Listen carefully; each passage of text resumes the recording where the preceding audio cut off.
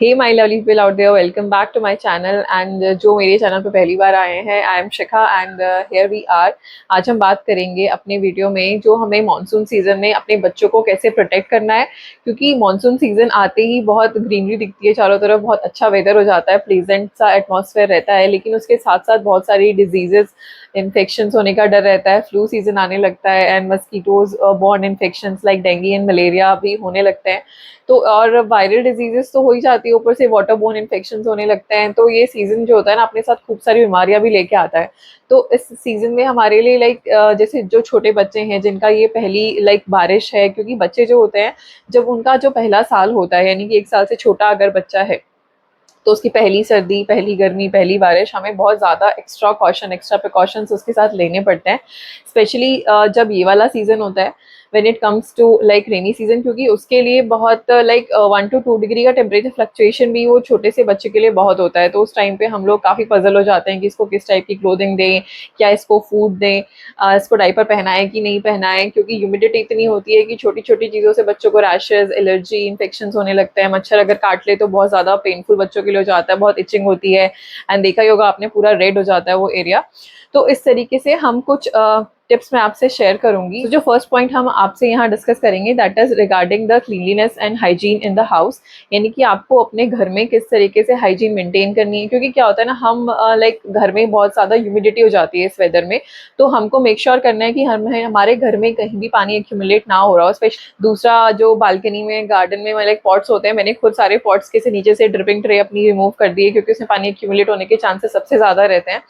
And उसके अलावा अगर आपके बाथरूम में भी, हमको कोशिश करनी चाहिए कि हम उसको ज़्यादा से ज़्यादा कोशिश करें कि ड्राई रखें फ्लोर को। Near wash basin area, sink area जो हमारे किचन में होता है, उसके नीचे का पोर्शन हमको रेगुलरली क्लीन अप कर देना चाहिए।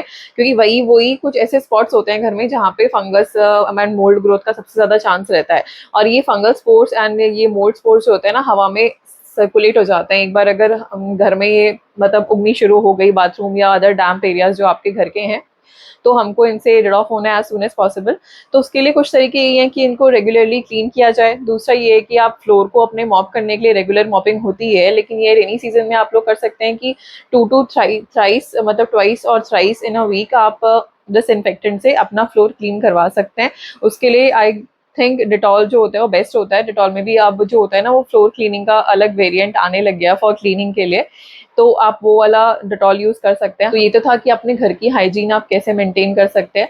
उसके अलावा दूसरी चीज आती है कि आपको अपने हाथ, यानी कि जो केयर गिवर है, जो बेबीज के लिए अटेंडेंट्स हैं, उनको अपने नेल्स क्लिप ऑफ करके रखने चाहिए। नेल्स बिल्कुल बड़े हुए ना हो, क्योंकि वहाँ पे infection growth, fungus growth, bacteria से ज्यादा जर्म्स वहीं पे होते हैं, तो वो बड़े ना हो। दूसरा, उसके अलावा हमको अपने हाथ रेगुलरली क्लीन करते रहना चाहिए जब हम बेबी को अटेंड करने जा रहे हैं। थर्ड थिंग आती है कि हमें, जो बच्चा मोस्ट ऑफन चीज़ें यूज़ कर रहा है, उसकी मिल्क बॉटल्स हो गई अगर वो फॉर्मूला फीड पे है, तो एंड उसके बाद नेक्स्ट आता है कि जो भी टीदर्स हो गए या टॉयज जो बच्चा फ्रीक्वेंटली मुंह में डालते रहते हैं अपने, तो वो हमको every now and then clean करना पड़ेगा, उनको स्टरलाइज करके ही बच्चे को देना है। तो ये तो थी कुछ चीज़ें जो क्लीनलीनेस के रिगार्डिंग मुझे लगा कि हमको दिमाग में रखनी चाहिए बच्चे को टच करते टाइम, या उसको जो चीज़ें हम दे रहे हैं। तो बॉटल तो मैंने पहले भी एक वीडियो में डिस्कस किया है, स्टरलाइज करना हमारे लिए बहुत ज़रूरी हो जाता है, स्पेशली अगर आपका बच्चा 1 साल से छोटा है तो उसके लिए। और दूसरी चीज़ आती है, अगर बच्चा ब्रेस्ट फीड कर रहा है तो it's really good. Breast feeding में तो यही है कि मदर को अपना एक्स्ट्रा केयर करना पड़ेगा अगर बच्चा ब्रेस्ट फीडिंग पे है तो। क्लीनलीनेस के कंटिन्यूएशन में ही एक और पॉइंट आता है कि हमको अपने बेबी को भी क्लीन रखना बहुत ज़रूरी है। क्योंकि इस टाइम पे क्या होता है ना, हमको वेदर चेंज होता लग रहा होता है, तो हम बच्चे को रोज़ तो उसको नहीं नहला सकते, बिकॉज वेदर चेंजिंग है, तो इन्फेक्शन होने का, बीमार पड़ने का, कोल्ड कफ पकड़ने का चांस ज़्यादा रहता है। तो उस सिचुएशन में हमको ये करना है कि बच्चे के एटलीस्ट बिहाइंड द एयर वाला एरिया होगा, कान के पीछे जो होते हैं फोल्ड, स्किन फोल्ड्स, दूसरा आर्म पिट्स हो गए, यहाँ स्किन फोल्ड्स हो गए, प्राइवेट पार्ट्स हो गए, ये सब हमको रेगुलरली क्लीन करना है। एंड एक ऑयल मैं आपसे शेयर करती हूँ जो हम भी पर्सनली, मैं भी यूज़ करती थी एंड काफ़ी मॉम्स यूज़ करती हैं। वो यही होता है कि आपको मस्टर्ड ऑयल लेना है, उसमें कुछ 1-2 लहसुन की कलियाँ डालिए, अजवाइन डालिए, उसको अच्छे से बॉईल कर लीजिए, तो सारा वो एसेंस जो गर्माहट होती है वो तेल में आ जाती है। फिर आप उस तेल को बच्चे की चेस्ट पे रब करने के लिए, उसकी बैक पे एंड फीट पे, पीछे सोल पे, पाम पे, यहाँ सब आप उसको रब करने के लिए यूज कर सकते हैं। और कोशिश करें कि बच्चे के फीट आप कवर रखें, तो उससे ही टेम्परेचर फ्लक्चुएशन काफी होता है अगर बच्चे के पैर कवर नहीं है तो इन सब चीजों से, सॉइल से आप मसाज अगर बच्चे को देंगे रात को सोते टाइम, या फिर जो कॉटन के कपड़े आप पहना रहे हैं उससे पहले, तो बच्चे का शरीर जो होगा थोड़ा वार्म रहेगा। इस सीजन में एक्चुअली बहुत ज्यादा ह्यूमिडिटी होती है, तो बच्चे को हो सकता है स्वेटिंग हो रही हो बहुत ज्यादा, एंड उस स्वेटिंग की वजह से कई बार क्या होता है ना, जर्म्स, इन्फेक्शन, बैक्टीरिया मतलब वहाँ पे एक्यूमुलेट हो जाते हैं, तो उस एरिया को हमें क्लीन करना बहुत ज़्यादा ज़रूरी हो जाता है। तो ये तो थी regarding like how you can keep your baby clean. उसके अलावा सेकेंड चीज़ जो आती है in continuation after cleanliness, that comes regarding the food, यानी कि बच्चे को हम जो खाना दे रहे हैं, अगर आपका बच्चा लाइक सॉलिड या सेमी सॉलिड फूड खाना स्टार्ट कर चुका है, तो मेक श्योर कि आप उसको हमेशा फ्रेशली कुक्ड फूड ही दें। क्योंकि और वेदर्स में चल जाता है, सर्दियों में चल जाता है, बट अभी वाले वेदर में तो आपको मेक श्योर करना है कि जितनी बार भी आप बच्चे को खाना दे रहे हैं उसको आप फ्रेश खाना ही बनाकर दे। दूसरा ये होता है, अगर आपका बच्चा लाइक फ्रूट्स और आप वेजिटेबल्स उसको दे रहे हो, ग्रीन वेजीज, तो मेरे ख्याल से सीजन में अवॉइड ही करना चाहिए, क्योंकि उसमें कई बार कीड़े वीड़े आने का चांस रहता है। एंड दूसरा ये होता है कि जो फ्रूट्स आप दे रहे हो, मेक श्योर कि आप उसको बेकिंग सोडा से अच्छे से वॉश कर लें, एंड उसके बाद वार्म वाटर से वॉश करें, तो तब वो बच्चे को आप सूटेबल हो सकता है, आप उसको दे सकते हैं। एंड ये तो था रिगार्डिंग फ्रूट एंड वेजिटेबल।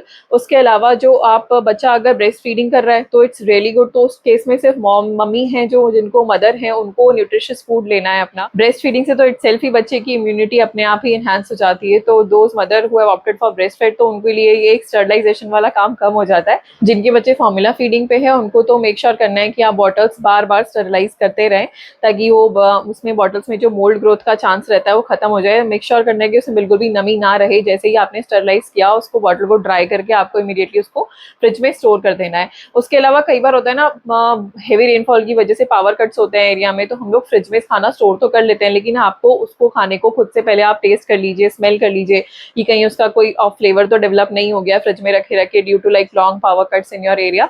तो वो चीज भी हमको थोड़ा ध्यान में रखनी है बच्चे को कुछ भी फूड देने से पहले। Thing which comes is the water. पानी हमको मेक श्योर करना है कि हम बच्चे को बॉईल करके ही दे, यानी कि फिल्टर्ड वाटर दे। फिल्टर्ड वाटर भी अगर आपको लगता है कि बच्चा 1 साल से छोटा है, तो उस पानी को आप वार्म करके ठंडा करके रख लीजिए किसी थर्मस या फ्लास्क में भर के। तो अब बच्चा जितनी बार भी पानी पी रहा है या आप उसका फॉर्मूला बना रहे हैं, तो आप उसको उसी वाले बॉइल्ड वाटर से ही उसको फॉर्मूला बना कर दे। बाकी बच्चा अगर, क्योंकि इसमें क्या होता है ना, सीजन में बच्चे की थोड़ी ड्रिंकिंग एबिलिटी भी कम हो जाती है, कम पानी पीते हैं जो बच्चे खुद से पानी पी ले रहे हैं, तो मेक श्योर करना है आपको कि उनको गुनगुना पानी आप दिन में 3-4 बार दे दें, इससे बॉडी क्या होगी, हाइड्रेटेड रहेगी। इस सीजन में क्या होता है, बच्चे डायरिया के लिए भी काफी प्रोन हो जाते हैं, मतलब डायरिया, लूज मोशन, इस तरीके के इन्फेक्शन बच्चों को बहुत जल्दी पकड़ते हैं। तो सिचुएशन में हमको क्या करना है कि हमको बच्चे की ना प्रोबायोटिक, यानी कि गट लाइनिंग जो होती है उसकी, गट हेल्थ, गट का मतलब है लार्ज इंटेस्टाइन, स्मॉल इंटेस्टाइन, उनकी हमको गट लाइनिंग को अच्छा रखना है। उसके लिए हमको बच्चे को क्या देना है, बच्चे को हमें देने हैं प्रोबायोटिक्स। तो प्रोबायोटिक्स आप अपने पीडियाट्रिशियन से भी रिकमेंड करवा सकते हैं अगर आपके बच्चे को फ्रीक्वेंटली लूज मोशंस लग रहे हैं। तो जो घर की दालें होती हैं उसमें भी एम्पल अमाउंट में प्रोबायोटिक्स होते हैं, तो आप बच्चे को दाल खिलाइए इस वेदर में जितना ज्यादा हो सके। अगर बच्चा सॉलिड स्टार्ट कर चुका है तो हमको मेक श्योर करना है कि बच्चे को हम प्रोबायोटिक्स अच्छे अमाउंट में दे रहे हैं। तो this was regarding the gut health, यानी कि फूड अच्छे से डाइजेस्ट भी हो और न्यूट्रिशियस फूड भी बच्चे को मिल जाए। Next thing which comes in the continuation is the clothing, यानी कि बच्चे को हमको किस तरीके के कपड़े पहनाने हैं। क्योंकि कई बार होता है ना, पेरेंट्स को लगता है अरे यार ठंडा हो गया है, तो हम बच्चे को क्या कहते हैं ना, मोटे मोटे वार्म वुलन वाले कपड़े पहनाना शुरू कर देते हैं, बट वो नहीं हमें करना है। बच्चा उसमें अनकंफर्टेबल फील करेगा। हमको जस्ट ये करना है कि बच्चे को हमको लेयर्स पहनाने हैं, लाइक अंदर से अगर आप उसको कोई कॉटन की अच्छा सा ब्रीदेबल मटेरियल वाला कपड़ा पहनाइए, उसके ऊपर से आप उसको सॉडल करके रख सकते हैं। तो ये वाला वेदर हमारे लिए भी काफी डिफिकल्ट था, क्योंकि कई बार लगता था कि एसी चला रहे हैं तो बहुत ज्यादा ठंडा हो जा रहा है, नहीं चला रहे हैं तो बहुत ज्यादा गर्मी हो जा रही है। तो उस टाइम के लिए क्या था, डॉक्टर ने हमें यही सजेस्ट किया कि आपको अपने आप से 1 लेयर मोर अपने बच्चे को पहनाना है, तो आप उसकी लेयरिंग करके पहनाइए, ताकि विद टेम्परेचर फ्लक्चुएशन आप वो लेयर्स रिमूव कर सकते हैं। अगर बच्चा क्लोथ नैपीज यूज करता है तो हमको मेक श्योर करना है कि थोड़ी सी देर के लिए बच्चा बिल्कुल भी वेट उसमें ना रहे नैपी में, क्योंकि उससे बच्चे को ठंड लगने के चांस बढ़ जाते हैं।